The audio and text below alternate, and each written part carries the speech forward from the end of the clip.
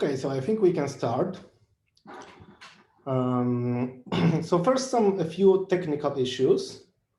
So as you saw probably on our webpage, there is a plan to have 3 slots, like 50 minutes, 50 minutes, 45 minutes, and breaks of 20 minutes. And we will, roughly speaking, try to stick to that, but there is some flexibility.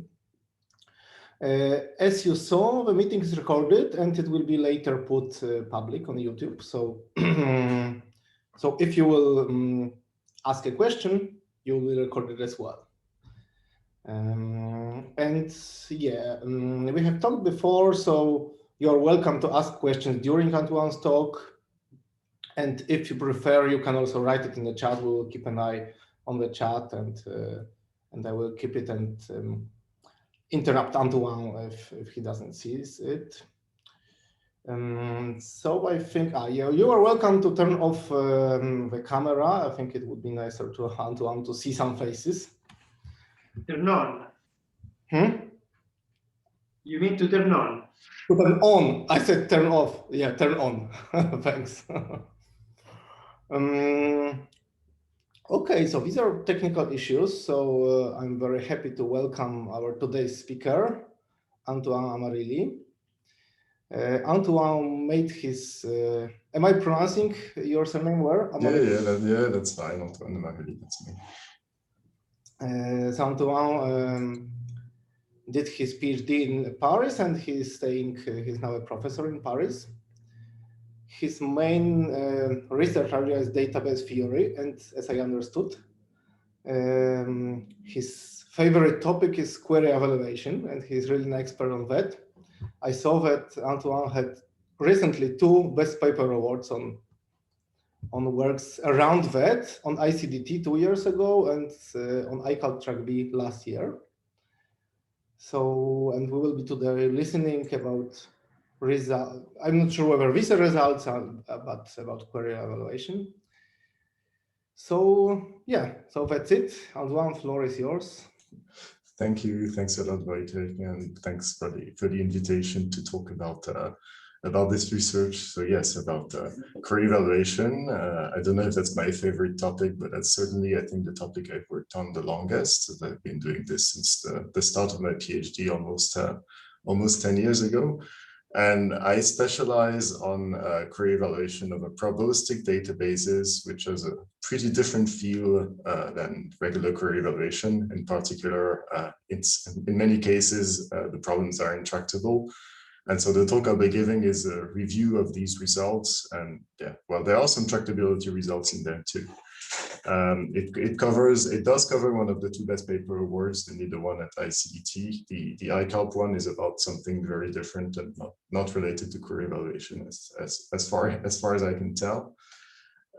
So for the technical part, for technical points on my side, this is my first time making a presentation with this kind of format. So I hope it will be understandable, and I'm looking forward to being interrupted by your questions if what I'm saying is not clear. Okay, so let's start. I have prepared a brief introduction. I'm aware that my understanding is that the audience is not especially familiar with database theory, or at least not centered on that field. So I've tried to make the talk self-contained, and I'll talk a bit briefly about where this query evaluation problem and probabilistic problems are coming from. So in database theory, as Wojtek said, we have a central problem, which is query evaluation. I've tried to picture it here using my limited skills at drawing. So we have data stored in a database, I think like an SQL database, but I'm not interested in practice, and probably neither are you. So a database to me is just a set of ground facts. So we have a large number of these facts that are stored in this database. And so the facts are here. And I have this query that I want to ask about my data. I want to know if this pattern exists in the database and what are the results. So in a practical situation, the relations S and T that would correspond to relational tables. And the query here would be some pattern I'm interested in. I don't know, someone is friend with someone and the 2 live in the same city, something like this. So here I'm just writing, I will always use examples that are not practical in the slightest and where relations are written just with letters like this. And evaluating the query on the database, I get results like this. I have a list of tuples that are answers to the query. And you can see that on this data, I hope it's big enough. You can see that these are the possible assignments to X and Y that will make the query true in the database. So this problem has been studied because, well, people store data in databases all the time, and we want to be able to efficiently evaluate the questions that they have over it. So in database theory, people study this problem, and they study specifically what they call the data complexity. This is just a way of saying we assume that the query is fixed, because in practice it's rather small, and a large part and what's considered the input to the problem is the database. So we study for a fixed query queue, what's the complexity given a database of evaluating the query over that database and computing the results. So there's been lots of work on this problem for various query formalisms, more or less connected to the SQL language and other query languages used in practice. And there are complexity bounds, for instance, depending on structural parameters of the query, like is it acyclic or not, or things like that. But this is all too subtle for me. And in this talk, since I'll be focusing on probabilistic query evaluation, I don't care about the precise complexity of the problem. I just want to distinguish among two complexity regimes for the problem. Either the problem is tractable, which means for a fixed query, the problem is in p-time in the input database, or for the query, the problem is intractable. So think NP hard in data complexity, or worse, because it will be actually sharply hard, but we will come to that. And a first thing to get out of the way is that a distinction between theory and practice, among many, is that in theory, when we just care about p-time complexity, we can always assume that the query is a Boolean query. So it's just asks a yes or no question. And why is this? It's because up to testing all the possible answers, so all the possible pairs of domain elements and checking if each of them is a solution, we might as well assume that the query is in this Boolean form. So in all of the talk, for simplicity, I will eliminate the question of query results, and I will just talk about queries that are yes or no. So you have the database, the facts of the database. You have this Boolean query. So a query for me is just something that takes a database and replies yes or no, and you want to answer the query, basically solving a kind of decision problem. So this problem, so for many query languages used in practice, so conjunctive queries, unions of conjunctive queries, data log, we'll see later what this means. This problem is tractable. So people, when they study at the finer complexity of what is the actual polynomial and such. But in this talk, what I'm going to do is twist this problem a little bit and talk about a probabilistic version of the problem. So this is the query evaluation problem, but now the database facts are no longer certain, but they have some probability, some uncertainty attached to them. So why do we do this? There are two ways of answering this question. The database theoretician's answer is usually arguing that this is a relevant problem in practice. So indeed, in reality, when you have data, often it's not perfect. The facts can be true or false, but you could have some staleness of the data, some noise, or like the data could be, and think of like a database extracted by a machine learning process. You have facts with some kind of confidence value that you interpret as a probability. So in practice, it's not an irrelevant problem to extend the relational framework to handle uncertainty about facts. That said, I mean, I think that theoretical CS is at least not only motivated by practice. And to me, there is also a theoretical motivation in studying this problem, in that it's, we will see it's a special kind of counting problem, which I think is interesting for its own sake, and understanding what goes on in this problem is relevant and makes us use interesting technical tools. Okay. So to give more details about the formalism, so what we'll be studying over the course of this afternoon, actually, I'm now working with a database where all facts are annotated with a numerical probability like this, indicating how likely it is that this fact actually exists in the database. So for this red fact, for instance, it has 50% chance of being kept and 50% chance of being discarded. And we assume that all of these draws are made independently. So I cannot do things like say it's either that fact or that other fact. I can just say each fact has its specific probability, and one is either true or false, and the same is true of the second. I cannot say one is here or the other is here, but not both at the same time. So this is an extremely simplistic model. It might seem too simplistic, and especially for practical uses. But for theory, it's already complicated enough, we'll see. And it may, in many cases, query evaluation is intractable. So what do I mean by query evaluation over such a probabilistic database? So now it's the same picture as before. Not that the query hasn't changed. So the query didn't get the memo that we added probabilities to the problem. This is a query posed over normal databases. And the database now is probabilistic. So these facts have their probabilities. And we see the database as this probabilistic database as standing for a collection of the possible states of the data. An exponentially large collection of databases. And the answer of the query is no longer yes or no, but we want to know the probability that this Boolean query is true over the possible worlds of this data. So now the query is Boolean, it has a yes or no answer, but the answer that we will compute on this probabilistic representation is itself a probability. So this is what we want to study. So this is what I'll be presenting at least. And the problem can be intractable or tractable depending on the query that we fix. So for this query Q, for instance, the problem would be solvable in P time. And the research question then is, what are the queries for which we can perform this task in P time, and what are the queries for which this task is intractable? Okay, for various query formalisms. So this problem has connections to several other areas, so I won't talk about them in too much detail, but to position this, so this is mostly studied within database theory, but it has some connection to these neighboring communities of people studying graphical models, so Bayesian networks and Markov networks, for instance, and so there are people studying the complexity of inference in these networks. This is related to probabilistic query evaluation, which is a different kind of reasoning with probabilistic data. The knowledge compilation community is a community that studies ways to represent Boolean functions in tractable formalisms. And we will see that this can be used as a tool to perform probabilistic query evaluation. So there is a connection between probabilistic query evaluation and representing something called the provenance of the query in these tractable Boolean formalisms. And it's related, to the general problem of model counting of Boolean formulas.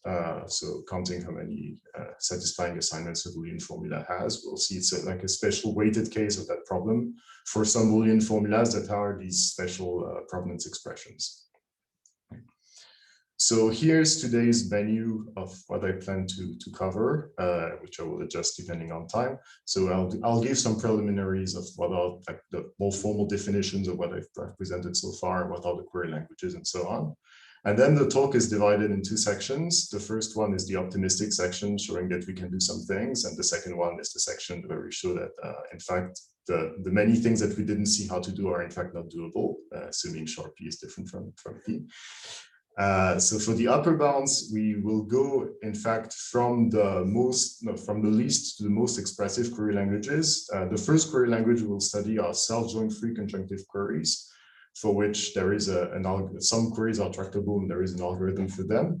And we can explain this tractability via this notion of provenance that has this connection to Boolean functions, so provenance circuits in a tractable formalism.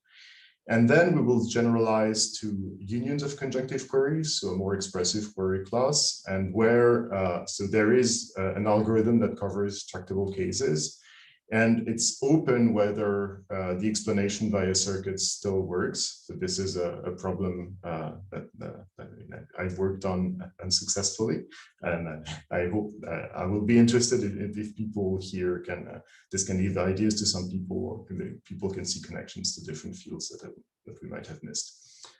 In the second part, again, we will go from the simple queries to the complicated queries. So for self-join free conjunctive queries, we will show that all of the queries that we couldn't cover that were not tractable are in fact hard. So this is a dichotomy result. So this is something that we can prove during the talk, and it's not very complicated. And so this is standard material. This part here is newer. It's a paper we published with Benny Kimmelfeld at ICDT last year. And I will be able to present it because it's actually not that complicated. So it also we can also show intractability of self-doing-free conjunctive queries, but for a uniform reliability problem where the probabilities on the data are always 1/2. So all of the facts are probability 1/2. We're just doing unweighted counting. Then we'll see that for unions of conjunctive queries, the non-tractable one, the ones for which we couldn't compute the probabilities with the tractable algorithm are actually sharply hard.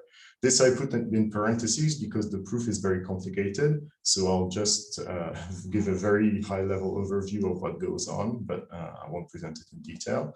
And then I very much hope to have the time to present this. So this is the ICDT 20 paper we had, showing the intractability when we go beyond unions of conjunctive queries to infinite unions of conjunctive queries, or equivalently queries closed under homomorphisms. Basically, a query, if you do probabilistic query evaluation for a query closed under homomorphisms, if it's not equivalent to a UCQ, then it has no chance of being tractable. And then we'll conclude. So that's the roadmap. I assume that everyone agrees with it, so I'll go ahead. So to fix some of the vocabulary of database theory, so the first thing we fix usually is what's called a relational signature. So this is just a logical vocabulary formed of predicate names and an associated arity. So for instance, I say I have a relation R having arity 1, I have a relation S having arity 2, and so on and so forth. We can fix a vocabulary of constants. We'll denote them with letters like this. And then what we call a database fact is just a ground fact in logics over this signature. So it's formed of a predicate name and constants in the requisite number depending on the predicate arity. So these are examples of facts. And then an instance, what we call a database or an instance, or in logics you would call this a structure or a model, is so logicians would say an interpretation of the predicate names. As a database theoretician, I would just think of it as a set of these ground facts like this. So for instance, this is a rather small database consisting of 2 facts. Okay. So this is the data that we want to understand, that we want to reason about, that we want to query. Then for the queries, we have variables. I will write them like this.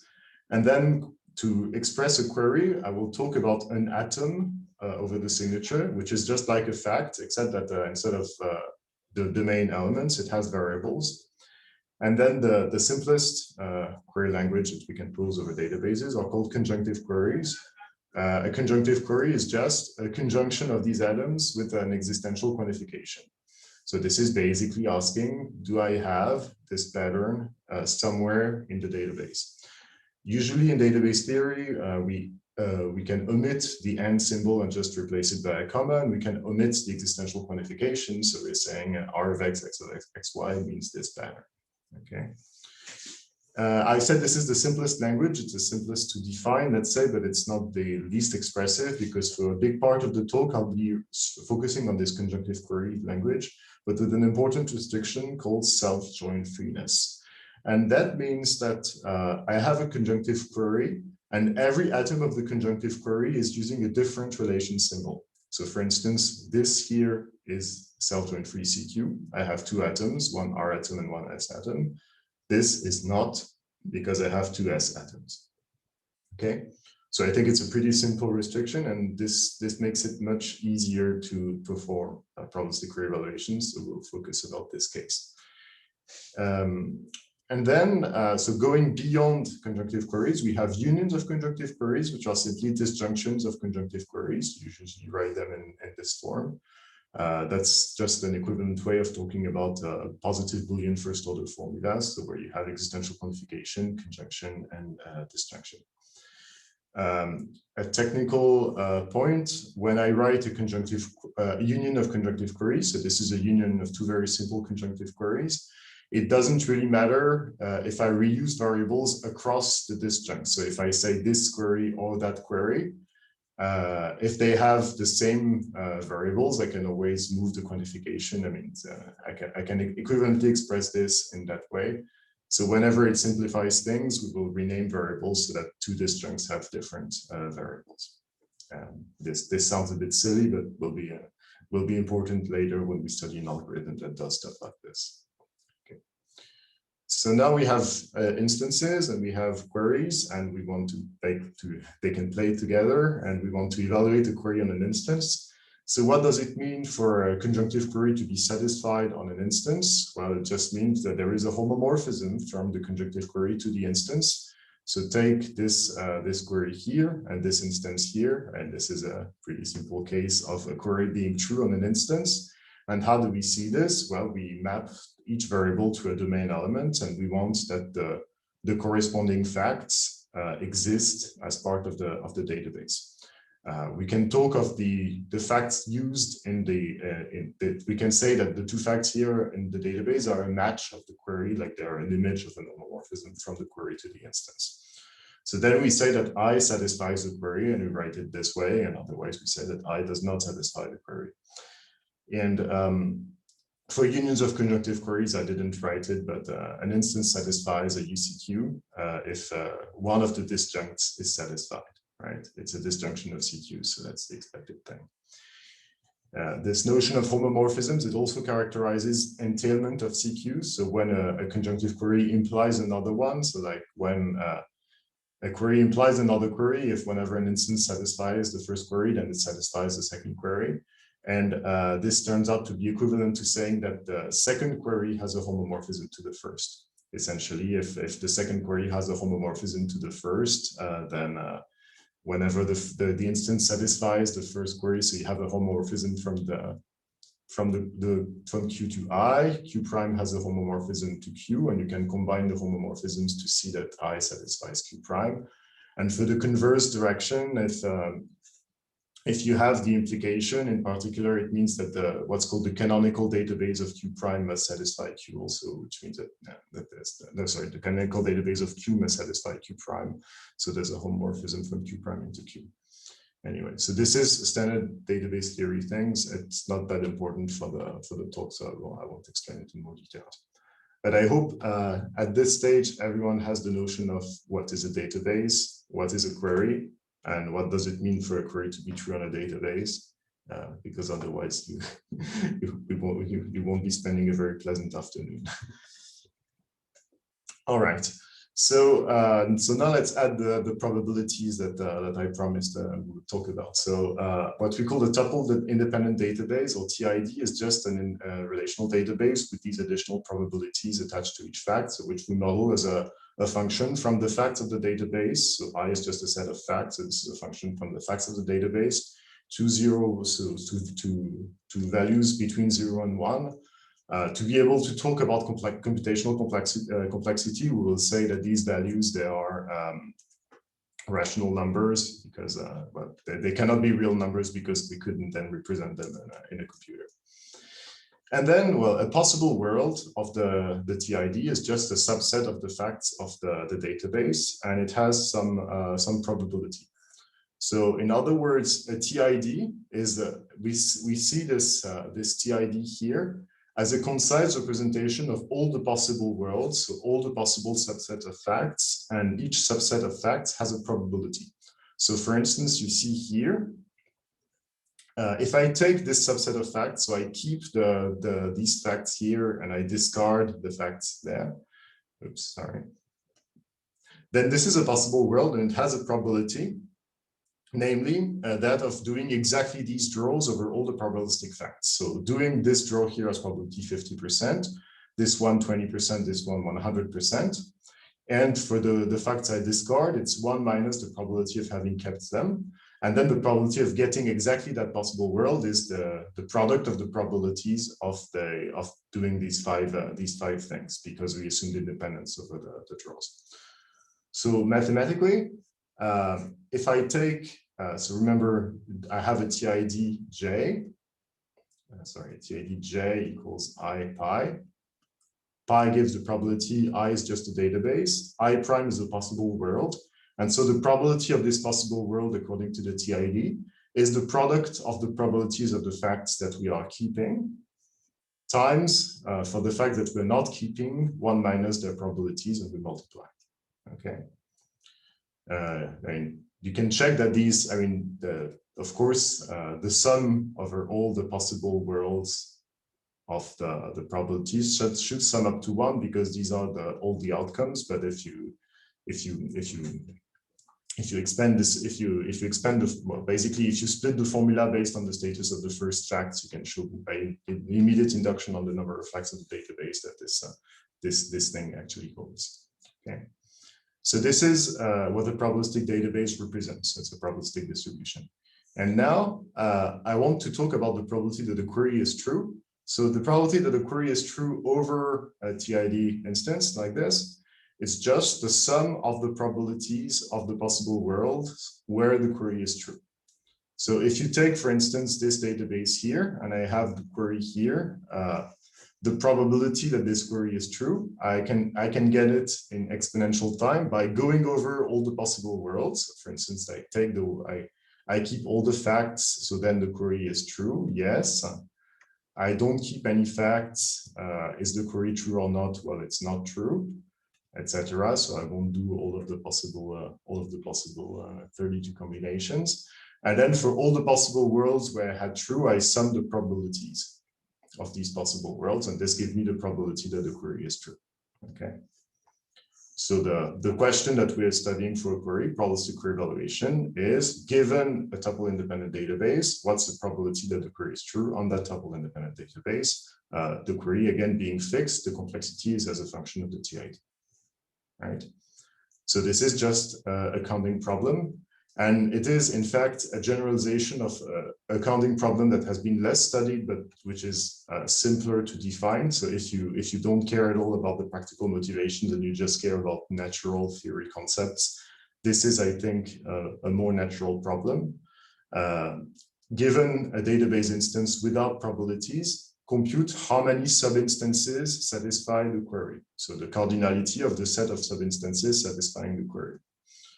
So again, you have a database, and you have this is a database, this is a query, and you want to count how many subsets of this database satisfy the query here. So here, I think there are two of them, right? The full one and the one where you just keep this.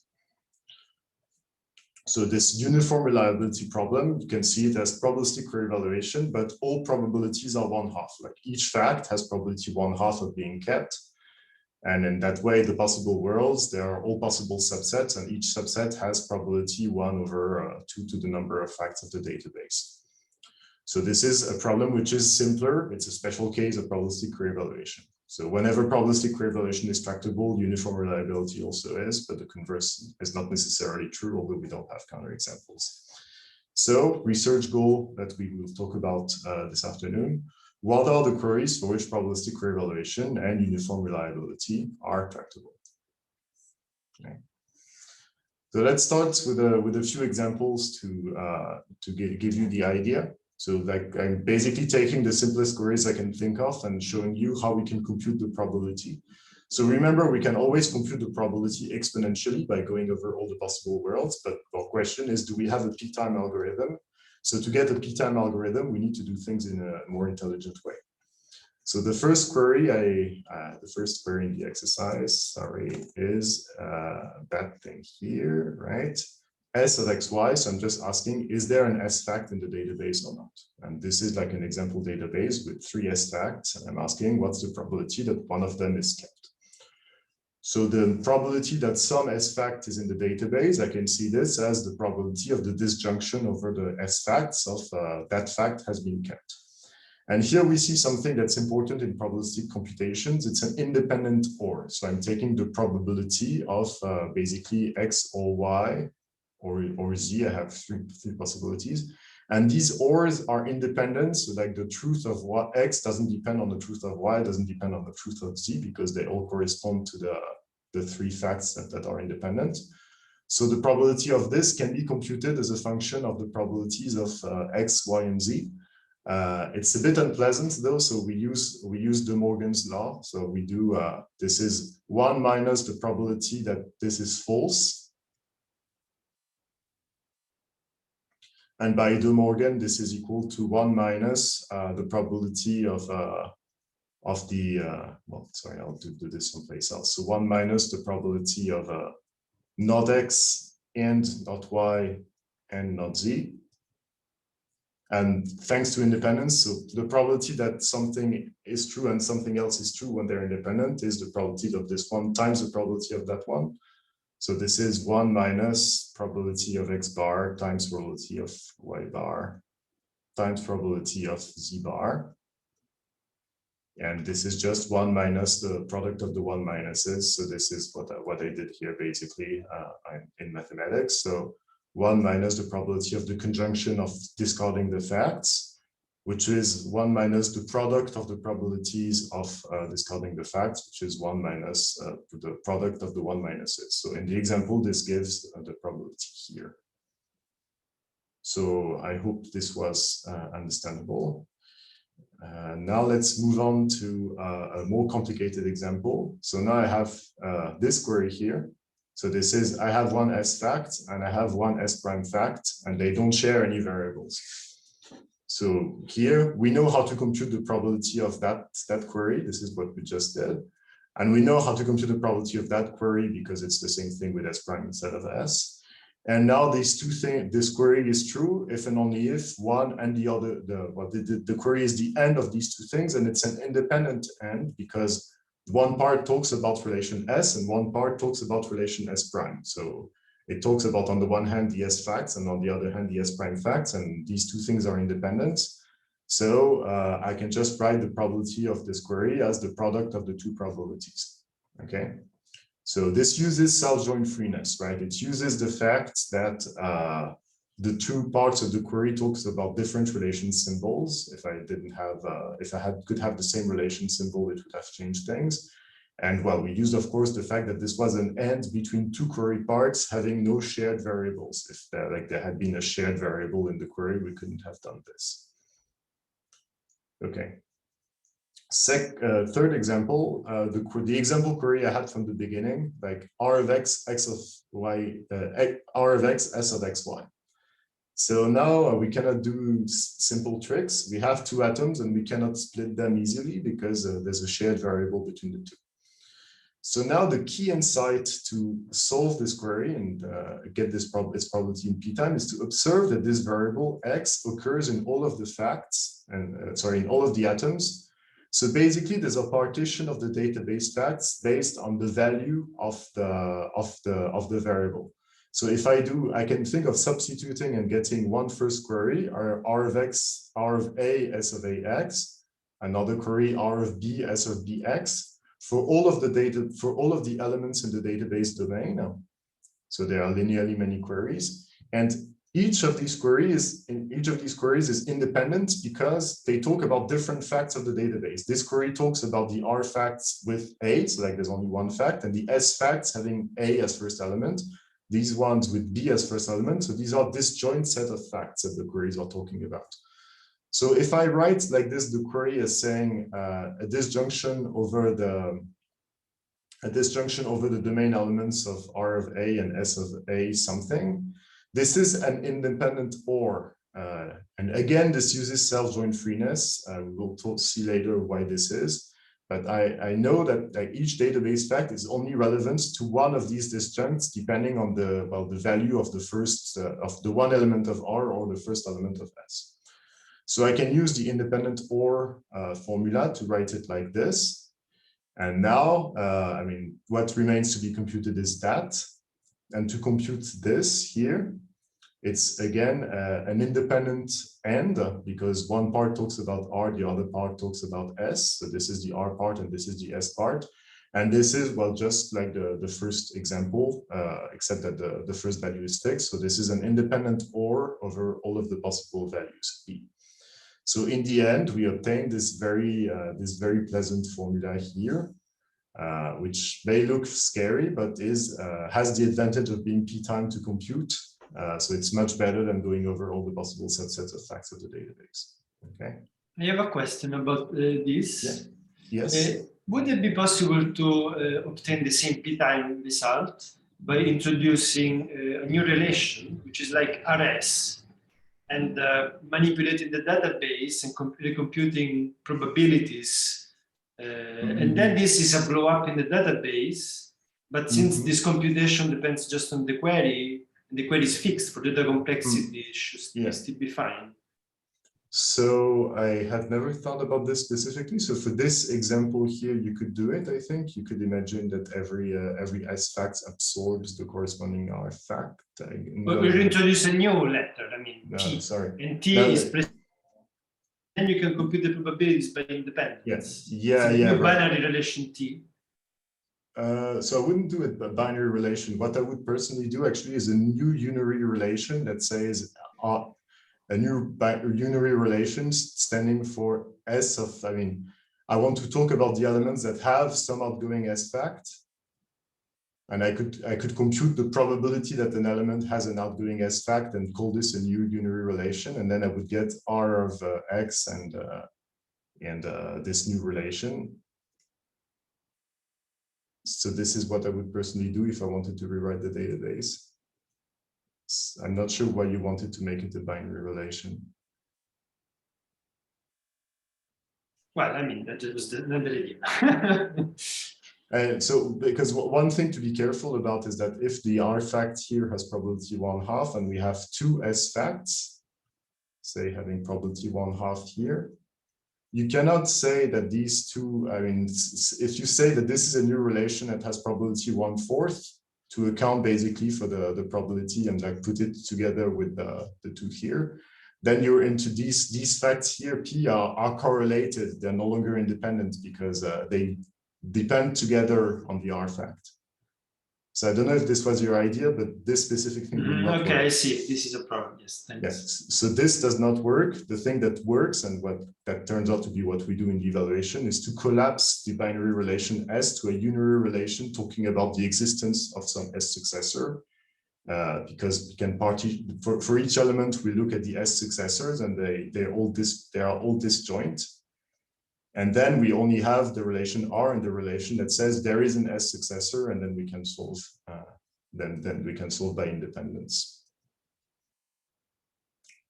Thanks for the question. If there are others, don't hesitate. Okay. So if there are none, so going beyond the examples, we're going to try and see the tractability criterion for self-join-free conjunctive queries, and it's actually a generalization of this example.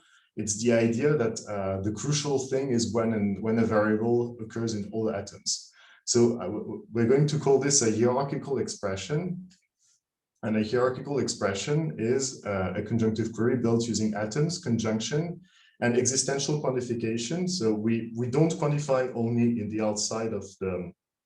So conjunctive queries, usually you write them as there exist variables and conjunction of atoms. In hierarchical expressions, the quantifications can be closer, so they can be, you can have something there exists X, R of X, and there exists Y, R of Y. Sorry, S of Y, because you want to be self-join-free, and then you say there exists C something. And so whenever you quantify, so now you want to quantify as close to as down as possible, not at the top level. And when you quantify over a variable, all of the atoms in this corresponding subquery need to have the variable occurring in them. The idea being that we will use this to partition the database. So a conjunctive query is hierarchical if it can be written in this hierarchical expression form.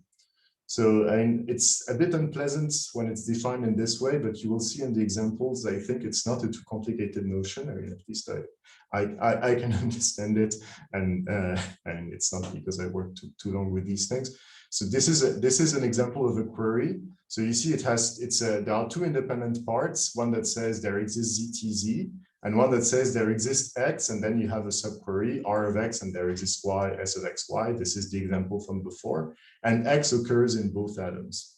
And something which is not hierarchical is this thing which is mismatched, apparently. It should be closed in parentheses here. Here I say there is R, and there is S, so this contains also X, and then there is T that does not contain X. So this is bad, and we will see this is actually an intractable query. So to give you more examples and more of an intuition of what are these hierarchical self-join free CQs, let's talk about the signature arity. So if I'm on an arity1 signature, I only have unary relations. So my database is just a set of points with things about the points. So this is not a very interesting kind of database, and all queries are hierarchical on such databases. If you can just write them, there exists X, some things, there exists Y, some other things, and whenever you quantify, then it's used in everywhere. In arity2, it's more enlightening. Hierarchical self-join free CQs, they are basically conjunctions of connected components. And one connected component like this has this star pattern because it says there exists. So you have a conjunction of several of these things, and we say there exists an element X, and then all of the facts have to include that element X. And so now all atoms have to include X. And so the atoms, they can either only talk about X, so unary atoms or self loops like this. And the other two array atoms, they say R of X something. And they can be many variables like this, but you see, you basically have only one spot left. So you're down to the case of arity1, except that all the facts are connected to this center element. So I call this a star. You see why it's a star? It has a center and it has rays like this. So the rays can be in both directions. You can have multiple arrows, so the different colors because you're self-join free. You can have back and forth arrows between one element and the center, and you can have self loops. And then you can have several of these patterns. And this is basically, think of these as these are all the tractable CQs, self-join free CQs in arity2. And in higher arity, we generalize this process. It's a bit more complicated to represent. This is an attempt of drawing a self-join free CQ in arity3. So again, it has two components. Like this one, there were two components. Now we have two components. And within a component, there is a root variable, like here and here, and all atoms of the component contain the root variable. And then basically the other atoms, they include this plus some other things, so that when you remove the root from the variable, when you remove the root from the atoms, you get a lower arity hierarchical query. So you would get this one, for instance, here. You would remove X, you would remove the atom that contains just X, and the other atoms, they do this. And this is a star-shaped pattern. So you're back to the previous case. So I don't know how clear this is, but so this notion of hierarchical CQs, if you think about the hypergraph of the CQ, it has this pretty nice recursive decomposition. And the point is that, so it's been shown by Dalvin Suchu in 2007, hierarchical self-join free CQs, they are all tractable. We can compute their probability in p time. So let's see how we can do this. I will cheat a bit and extend this notion of hierarchical expressions to allow constants in them, because when you recurse in the process, you get atoms where some variables have been instantiated by constants. So just say in my hierarchical expressions, the atoms, they can also have constants in them, and that's fine. And when you have a hierarchical expression, you can decompose it recursively the way I explained. So either you have a conjunction of hierarchical expressions that don't share any variable, or you have an existential quantification. And when you have the existential quantification, X occurs in all atoms of the query, and you can recursively consider the query where X is replaced by a value. I don't know how clear that is. So basically, when you have a hierarchical expression, you have these components, and then within a component, you have a root variable. And if you consider the atoms where this root variable has been replaced by a constant, and you recurse, you get a hierarchical expression. And then the base case is that you have atoms that only involve constants, and these are like complete facts of which you can compute the probability. So this means that when I have these hierarchical expressions, I can compute the probability using rules that are tractable. So the conjunction of a conjunction of independent things like this, I just do the product. And an existential quantification with a root variable like this, I do the disjunction over all domain elements. And then I use this independent OR formula to get this. And now I'm down to a hierarchical expression where X has been replaced by a constant, where intuitively the maximal arity has decreased. So this is a process that computes, I mean, if you index the database a little bit, you can compute the probability of a hierarchical self-join-free CQ in linear time in the input database if you assume that arithmetics of multiplying and adding probability, well, here multiplying probabilities and doing 1 minus takes constant time. Okay. So I will briefly explain why we can see this result in a different way using Boolean circuits. So, I mean, we can see this algorithm as computing a kind of Boolean circuit on a Boolean circuit representing when the query is true. So for me, a Boolean circuit is just something that looks like this. So I have gates. It's a directed acyclic graph of gates. And the gates, they can be variables, so like at the bottom, or they can be Boolean operators, so and or negation. And there is a distinguished output gate that gives me the value of the circuit. And whenever I fix evaluation, so I give a Boolean value to the variables, I can evaluate the circuit and get a Boolean value in return. So this is just a way of representing a Boolean function. Okay. And I can talk about computing the probability of a circuit, right? So if I have a circuit, I can say my variables have a certain probability of being true. And then I can say what's the probability that the circuit evaluates to 1 under these probabilities of the inputs, assuming independence. So I choose the value of X and Y according to this distribution, assuming independence, and then I evaluate the circuit. So this probability computation problems for circuits, it's intractable because I mean it's harder than SAT, right? If each variable has probability 1/2, then SAT means do I have non-zero probability of making the circuit true. But probability computation on circuits can be easy if the circuit has some structural properties. So I will be specifically interested in what I call a deterministic decomposable circuit, so a DD circuit. And this means when I have an AND gate like this, it's decomposable, meaning the two inputs to the AND gate are talking about different variables. So there is no variable having a path to the two inputs. So this basically guarantees that the independence of the two inputs, they talk about different variables. And OR gates, they are deterministic, which means the two inputs here and here, they cannot be true at the same time. So either one is true or the other one, or none of them, but not both.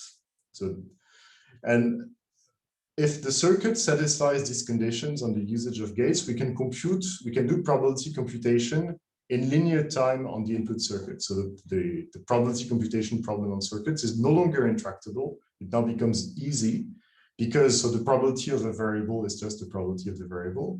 The probability of a NOT gate is 1 minus the probability of its input. The probability of an AND gate is the product of the two probabilities of the inputs thanks to independence. And the probability of an OR gate is just the sum of the probabilities of its two inputs, right? So I can do probability computation bottom up easily like that. So this is again, these are deterministic decomposable circuits, and they are these restricted circuits with efficient probability computation. Of course, so this algorithm assumes that we have this structural restriction. So if you do, for instance, X or X, and you try to sum the probabilities, then you don't get the right value. This is because the two inputs to the OR gate are not mutually exclusive, right? So this linear time algorithm for DDs doesn't work for general circuits. And the reason I'm talking about circuits is that if I have a query running over an instance, so here is an instance and here is a query, I can define the provenance of the query on the instance. So this is a Boolean function over the facts of the database that tells me exactly when the query is true. So you see, so the query here says, I have an S fact and a T fact like this. In the database, I have two ways of satisfying it. Either I take this and this, or I take this and this. And the provenance just says exactly that. Either you keep the two facts here, or you keep the two facts here to make the query true.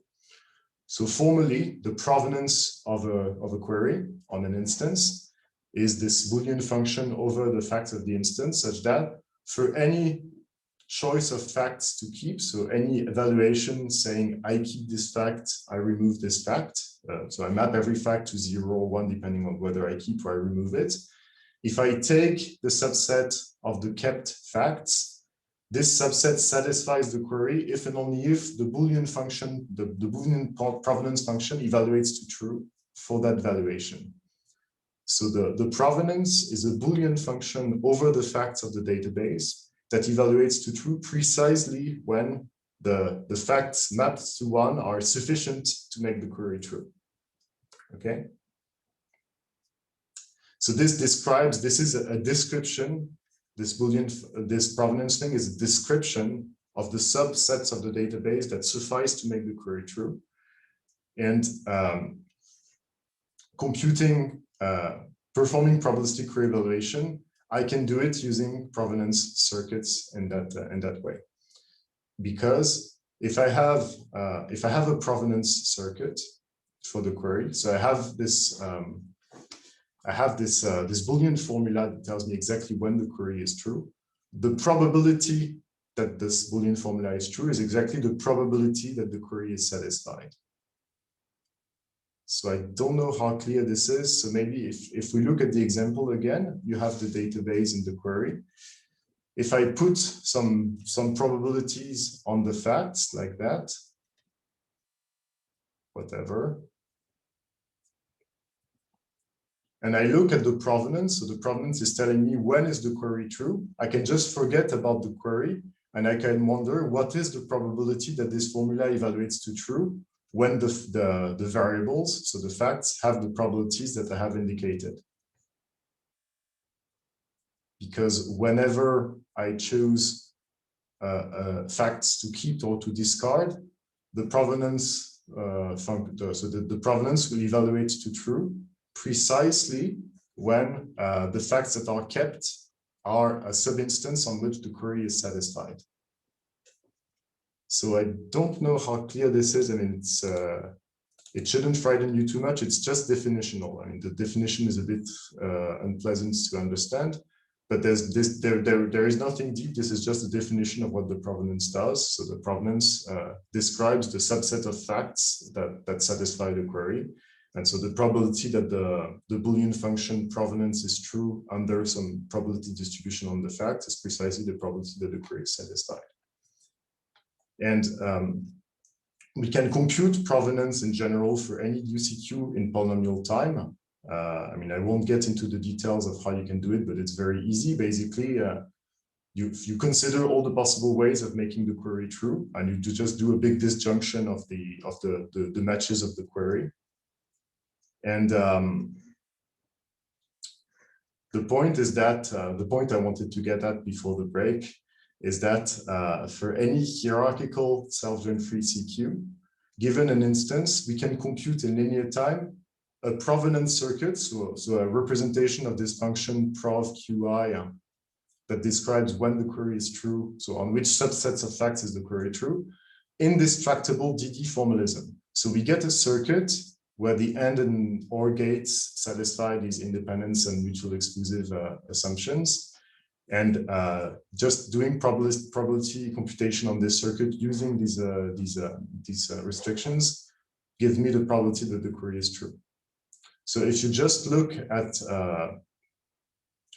why is this true, is because when we do a conjunction, we do an independent AND, so we can just see this as an AND gate in a circuit, like we connect to sub-circuits. And when we do an existential quantification, this is an independent OR, and so up to De Morgan, I can just do it with an independent AND gate, again, inserting NOT gates in the middle. So, I mean, this isn't bringing us anything new in terms of the tractability of probabilistic query evaluation. We knew we could do probabilistic query evaluation. The point of this is that we can do it in a modular way. So you have basically the query and the instance. And instead of getting the probability directly, what you can do instead is making a provenance circuit this is independent from the probabilities, right? It's just from the query and the instance, I compute this circuit representation. And then the circuit representation is indestructible formalism of Boolean circuits. And thanks to this, given the probabilities, I can compute the query answer. And this is a bit nicer because it means I can, like the computation of the provenance circuit described here, it's talking about the independence assumptions. So in a sense, it's talking about what makes the probabilistic computation work, but you don't need to talk about probabilities. Basically, we're capturing the essence of the independence assumptions to say, well, we're just building a Boolean circuit that describes exactly what the algorithm does without any numerical computations. And then afterwards, we do the numerical computations. And this is nice because provenance circuits can be used for other things than probabilistic evaluation. They can be used for query for explanations and things like that. I don't know if there are questions at this stage, but otherwise this is a good moment to take a first break. So are there any questions or some remarks? We have some time for discussion. I have a short question about this provenance circuit. Yes. So to compute this circuit, you need both to look at the query and at the instance, the database. Yes. But yes, does it have some nice structural property that if I change the database only a little bit, then the circuit can be recomputed with minimal effort? Then just adding a tuple, removing a tuple, does it help things like this? So that's a great question. So I can say one cheap thing. Removing a tuple is easy because you just set its probability to 0 and then you simplify the circuit based on that. Adding a tuple is more complicated. I mean, you cannot do it in a black box fashion. You need to see what the algorithm is doing.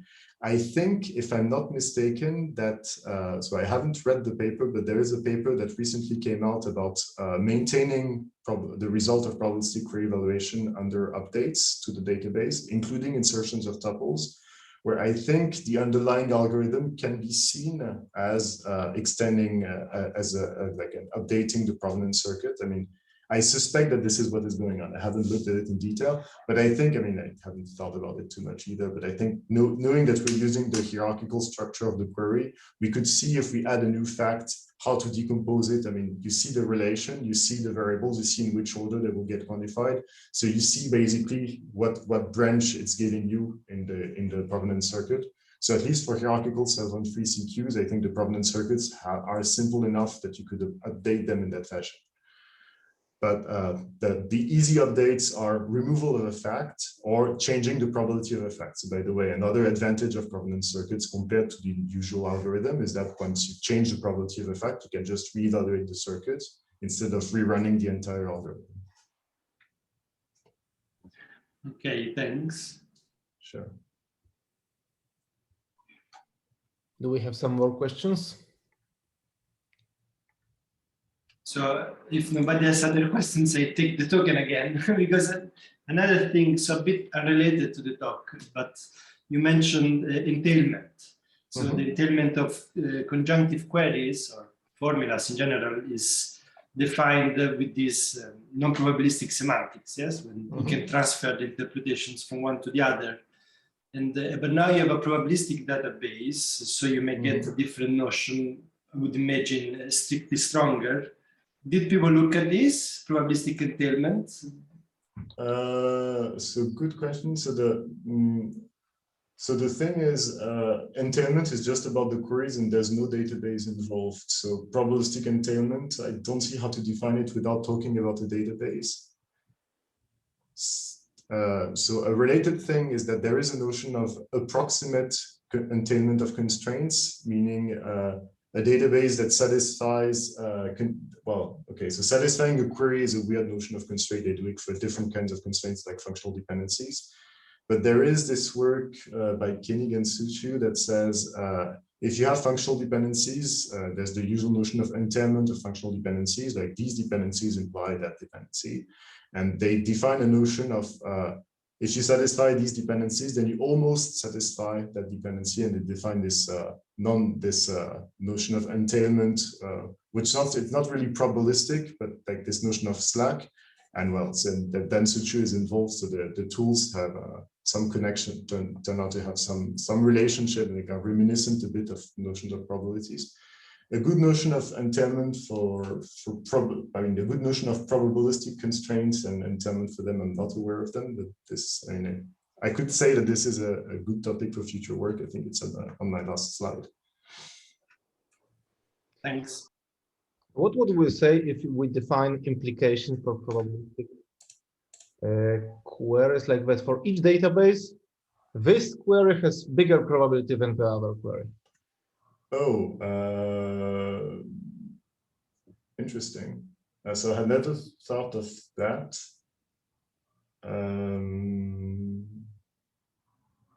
Well, of course, if one query implies the other, then this is true. And I don't know if the converse, and that's a nice question, actually. Oh, maybe if one query does not imply the other, then you can take a certain database when one query holds and not the other. And then, okay, so if Q implies Q prime, then on every probabilistic database, the probability of Q is less than that of Q prime, right? But if Q does not imply Q prime, there is a database where Q holds and Q prime does not. If you make the probabilities to be 100%, you get a database where your inequality is not satisfied.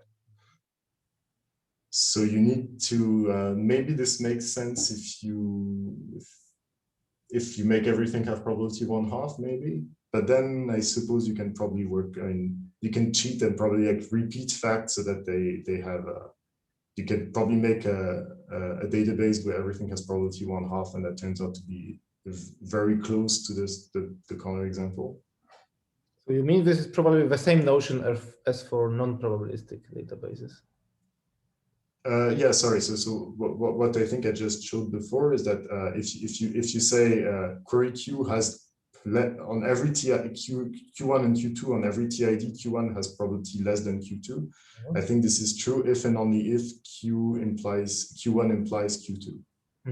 Yeah. If you specialize looking at it's true in particular on non-probabilistic databases. So I was trying to repair this, and like if you want a notion like this that does not match with the usual entailment, maybe you need to restrict to TIDs where the probabilities are not 100%. But I think, I wouldn't imagine that you would get a different implication notion, but it would be more complicated to show that they are the same. It's a nice question. It's a nice question, though. Maybe some other question related. So what if you just jump into this setting with counting? So say probability of 1/2, and you just ask, you are given two queries. Is it true that for each database, they have the same number of, let's say, one has probability less than the other. Or equivalence, let's say. Okay, equivalence. So yeah, this is what I was thinking about just earlier. So one thing I can say related to this is that if this is a vague idea, but you can emulate a certain database with a probabilistic database, and in some cases, so if you have this database and now you want to do a probabilistic database with probability 1/2 that's very similar, you can just do lots of copies of that and lots of copies like this. And so with high probability, this thing here will contain an occurrence of that. And it has a homomorphism into that also. So with high probability, this is equivalent to so this one is a certain database. On this one, all facts have probability 1/2 and so on. So you can, but this is a technique that is sometimes used to connect uniform reliability to probabilistic query evaluation. You can make something certain, even if you only have probability 1/2 if you repeat it enough times. So it's not about, it's something like approximate equivalence. No. Yes.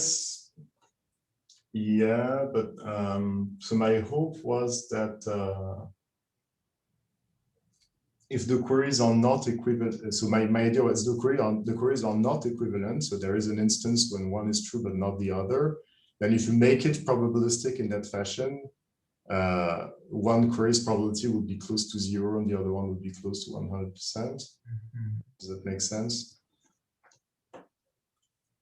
Basically, I'm still trying to break your idea in that I'm still trying to see, okay, all probabilities are 1/2, but maybe I can emulate non-probabilistic instances to go back to the usual notion of query equivalence.